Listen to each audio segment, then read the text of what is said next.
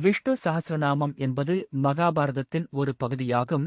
இதில் மகாவிஷ்ணுவின் 1000 திருநாமங்கள் போற்றப்படுகின்றன. இதன் சிறப்பம்சங்கள் மற்றும் முக்கியத்துவம் இதோ.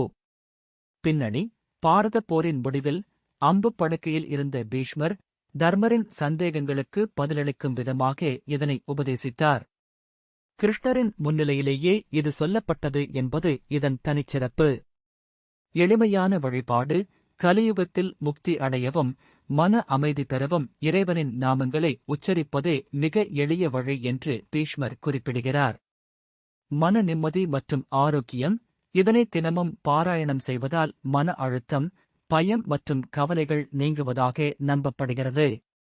இது நேர்மறை அதிர்வுகளை பாசிட்டிவ் வைப்ரேஷன்ஸ் உருவாக்கி உடலுக்கும் மனதுக்கும் வலிமை அளிக்கிறது.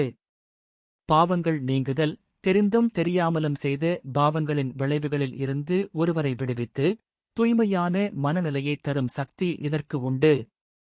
கிரக தோஷ நிவர்த்தி: ஜாதகத்தில் உள்ள கிரக தோஷங்களின் வீரியத்தை குறைக்கவும், குறிப்பாக ராகுகேது மற்றும் சனி தோஷங்களின் பாதிப்புகளை தவிர்க்கவும் இது சிறந்த மருந்தாக கருதப்படுகிறது.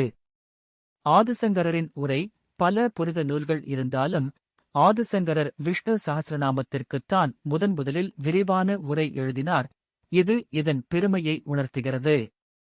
முக்கிய ஸ்லோகம்: ஸ்ரீராம ராம ராமேதி ரமே ராமே மனோரமே சஹஸ்ரநாம தத்துல்யம் ராம நாம வரானனே.